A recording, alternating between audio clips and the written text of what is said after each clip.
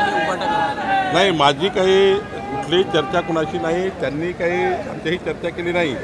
त्यामुळं मला असं वाटतं की ज्यांनी ज्या ज्या पक्षात त्यांचं नेतृत्व आहे तिथेच मोठं झालं पाहिजे।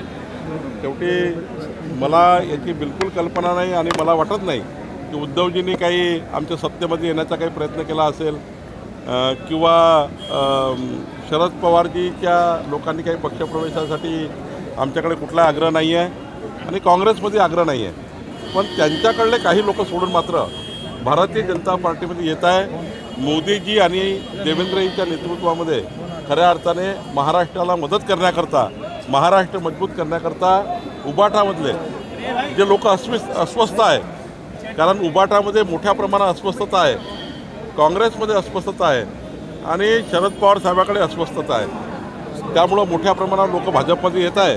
बाकी नेत्यांचं मला माहिती नाही, खालचे कार्यकर्ते मात्र अस्वस्थ आहेत। बीडमधल्या आपल्या लोकसभा विस्तारकाची हत्या झालेली आहे। बाबासाहेब धागे असं नाव आहे।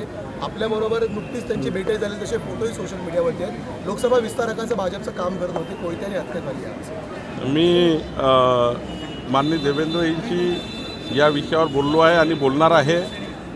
गंभीर घटना आहे आणि अशी जी घटना झाली आहे त्या घटनेमध्ये तातडीनं पोलिसांनी जे आरोपी आहेत त्यांना पकडलं पाहिजे।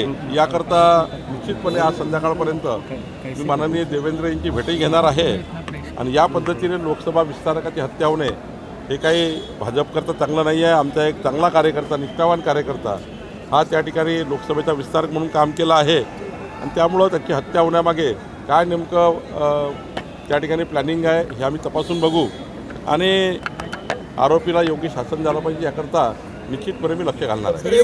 बीडमध्ये हा दुसरी खरं तर भाजपच्या नेत्यांची हत्या देशमुखानंतरची दुसरी हत्या 100% हे काही मी मागेही सांगितलं की संतोष देशमुखजी असतील किंवा आता आमचे लोकसभा विस्तारक आहेत त्यांची हत्या होणे हे काही भाजपकरता आणि आमच्याकरता चांगलं नाही आहे। पण याच्यामध्ये आम्ही घटनेच्या खोलात जाऊ आणि निश्चितपणे आरोपीला अटक करण्याचा प्रयत्न करू। ठाकरे गटाकडून जे आहे ते वैभव नाईक असं म्हणतात की बीडपेक्षा सिंधुदुर्गाची परिस्थिती एका लग्न करून एकाची हत्या करण्यात आलेली आहे। यामागील आका कोण असा प्रश्न आता वैभव नाईक उपस्थित करतायत। नाही, जे काही हत्या झाल्या त्यामागे गृहविभाग चौकशी करताय।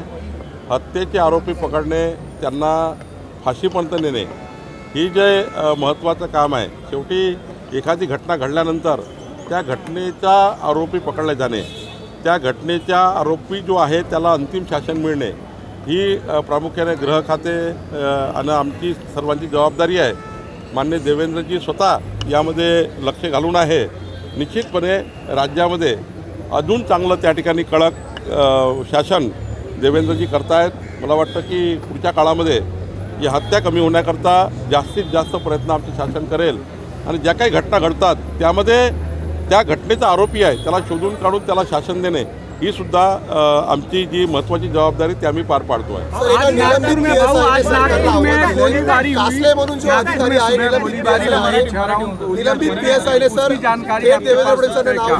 काल व्हिडिओ पण टाकलेला आहे तसा, तुम्ही 2 काय 8 टीम लावा पण मला शोधून काढा। त्याचं असं म्हणणं होतं की वाल्मिक कराडची सुपारी मला देण्यात आली होती एन्काउंटर करण्याची आणि याच्यामध्ये हात आहे तो धनंजय मुंडेंचा आहे। नाही, मला असं वाटतं हे स्टंटबाज जे लोक आहे जिथे असेल तिथं शोधून काढण्याची क्षमता आमच्या सरकारमध्ये आहे आणि इतका जर चॅलेंज असेल तर नक्की पोलिसांना, महाराष्ट्र पोलिसांना त्याने अजमावून घ्यावं।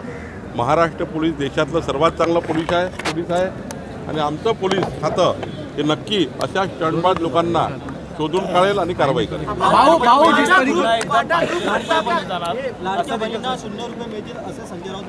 500 रुपये देतील कारण 500 रुपये कमी 8 लाख बहिणींना किसान निधीचे पैसे मिळत असल्यामुळे आता त्यांच्या निधीमध्ये कपात होईल आणि 500 रुपये मिळतील असं मला सांगतायत। 1000 रुपये किसान योजनेचे मिळतात। एका योजनेत एखादी बहीण असेल, लाडक्या बहिणीत असेल, त्यांना पूर्ण पैसे मिळतील। पण एखादी पॅरलल योजनेमध्ये सारखेच पैसे उचलत असेल तर त्या ठिकाणी सरकार थोडा विचार करत आहे। पण हे संजय राऊत जे बोलतात त्यांना तो वेळेपणा आहे, ते वेळे झाले आहेत आणि खरं तर त्यांना आता बोलायला काही नाही आहे। आमचं सरकार हे 3,17,00,000 मतं घेऊन आलं आहे। त्यांना आता 51%च्या वर मतं घेऊन आलं आहे आमचं सरकार। देवेंद्र फडणवीस सरकार, आमचं सरकार 51% मतं घेऊन आलं आहे। 3,17,00,000 मतं होणार आहे. त्यामुळं आता त्यांना वाटतं की 3,17,00,000चे 3,57,00,000 पुढच्या काळात होईल आणि भाजप आणि महायुती प्रचंड मजबूत दिसत आहे आणि रोज रोज त्यांच्याकडे लोक त्यांना सोडून जात आहे. म्हणजे उभाटाचे तर जास्तीत जास्त लोक एकनाथ शिंदेजीकडे आमच्याकडे येत आहेत. आजच्याही जर प्रवेशाचा विचार केला तर उद्धव ठाकरेजींना लोक सोडत आहे. कारण त्याला कारणही विचारलं, त्यांनी सांगितलं की वक्फ सुधारणा विधेयकाचा विरोध हा उद्धव ठाकरेंनी केल्यामुळं आम्ही उद्धव ठाकरेला सोडतो आहे असे सामान्य शिवसैनिक सांगतायत. आणि आजही माझ्याशी बोलले शिवसैनिक की आम्ही आता उद्धव ठाकरेसोबत राहणार नाही. संजय राऊतांनी खऱ्या अर्थाने उद्धव ठाकरे साहेबांची संपूर्ण शिवसेना संपवण्याचा घाट घातलेला आहे. कालही माझ्या ट्विटमध्ये मी सांगितलं की संजय राऊत संपूर्ण शिवसेना उद्धवजीकडे जेवढे लोक आहेत तेवढे संपूर्ण उद्धव ठाकरेजीकडे जातपर्यंत ते स्वस्त बसणार नाही. आणि मला असं वाटतं त्यांनी तो विडा उचलला आहे आणि काँग्रेसला तर खिंडारच पडणार आहे. पुढच्या काळामध्ये 2-3 मोठे पक्षप्रवेश काँग्रेसमधले आहे. तुम्ही आश्चर्यचकित व्हाल असे पक्षप्रवेश काँग्रेसमधनं होणार आहेत. त्यामुळं देवेंद्रजींच्या नेतृत्वावर लोकांना विश्वास आहे, आमच्या मोदीजींच्या नेतृत्वावर लोकांना विश्वास आहे. आणि मला वाटतं महाराष्ट्र भारतीय जनता पार्टी प्रचंड मजबूतीने आता पुढच्या काळात त्या ठिकाणी तसंही आमचा पक्ष हा 1,51,00,000 प्राथमिक सदस्य असलेला पक्ष झाला आहे. जवळपास 1,00,000च्या वर सक्रिय सदस्यता आमची झाली आहे. आणि आता तर हे मोठ्या प्रमाणावर पक्षप्रवेश झाल्यामुळं पुन्हा 50,00,000 नवीन मेंबरशिप आमची वाढणार आहे आणि महाराष्ट्र भाजपा हा क्रमांक 1चा पक्ष होणार आहे.